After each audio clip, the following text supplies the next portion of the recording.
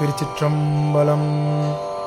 திருநாவுக்கரசு சுவாமிகள் அருளிய தேவாரம் 4ஆம் திருமுறை. பண் கொல்லி, நாடு நடுநாடு, தலம் திரு அதிகை வீரட்டானம், பதிகம் 1, பாடல் 10.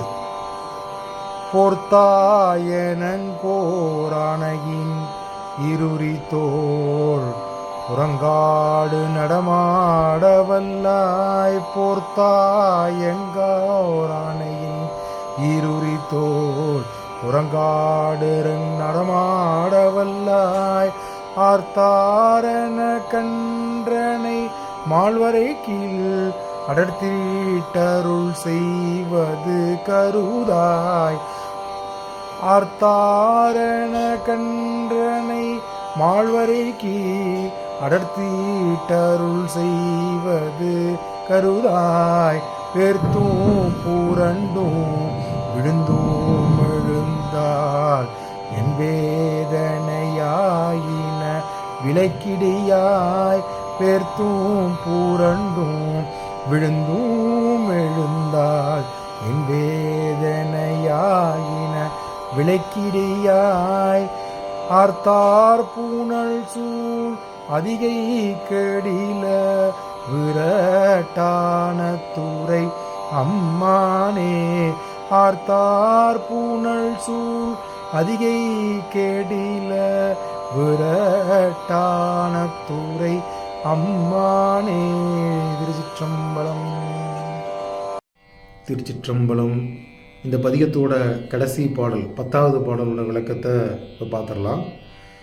அதிகமான நீரினை உடையதால் மிகுந்த ஆரவாரத்துடன் ஓடும் கெடில நதிக்கரையில் உள்ள திரு அதிகை வீரட்டானம். இது எல்லா பாட்டிலையும் பார்த்தீங்கன்னா தமிழ்நாட்டில் நீர் ஆதாரங்கள் அதிகமாக இருக்குது. அதுவும் இந்த திருவதிகையில் நீர் ஆதாரங்கள் அதிகமாக இருக்குங்கிறத ஒவ்வொரு பாட்டிலையும் அவர் குறிப்பிடுறாரு. அதை சொல்லி தான் இறைவன் அங்கே வீற்றிருக்காருங்கிறத ஒரு ஒப்பீட்டோடு சொல்கிறார் நமக்கு. அப்புறம் இது எல்லாருக்கும் தெரிந்த ஒரு கதை. தார்காவனத்தில் முனிவர்கள் உன் மீது ஏவப்பட்ட யானையின் தோலை உரித்து அதை போர்வையாக போத்திக்கிறார் இல்லையா சிவபெருமான். அதை இந்த இடத்துல அவர் குறிப்பிடுறாரு. அதுக்கப்புறம் என்னென்னா, ராவணன் ஆணவத்தின் மிகுதியால் என்ன செஞ்சார், கைலாய மலையை பெயர்த்து எடுத்து நான் இலங்கைக்கு கொண்டு போகிறேன்னு சொல்லிட்டு ஒரு நிகழ்வு நடந்தது. அது உங்களுக்கு எல்லாருக்கும் தெரியும்.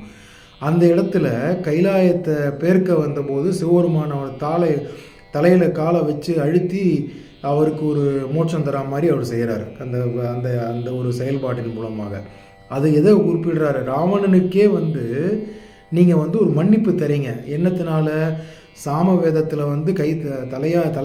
தலையோங்கி இருந்தவர் ராவணன், எல்லாருக்கும் தெரியும். அவர் சாமவேதம் பாடினால அவருக்கு மன்னிப்பு கொடுத்து அவர் ஆட்கொண்டீங்க. அந்த மாதிரி நான் எத்தனையோ பிழைகள் முன்னாடி செஞ்சுருக்கேன்.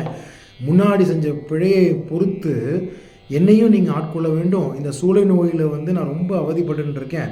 அது அவதிப்படுற இந்த சூளை நோயை நீக்கி என்னையும் உங்களுடன் சரணாகதி அடைவதற்கு அருள் புரிய வேண்டுங்கிறதான் இந்த பாட்டோட தாற்பயம். கடைசி பாட்டில் முடிக்கிறாரு.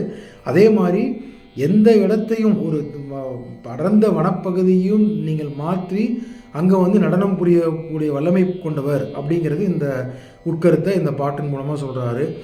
அவர் என்ன சொல்கிறாரு, இந்த சூளை நோயின் கொடுமை புரண்டு எழுந்து விழுந்தும் துன்படும் போதும் வேதனைகள் தீர என் கவலையை போக்க வேண்டும், இந்த கவலையை தீர்த்து என்னை ஆட்கொள்ள வேண்டுங்கிறத இந்த பாட்டில் திருப்பவும் சொல்கிறார்.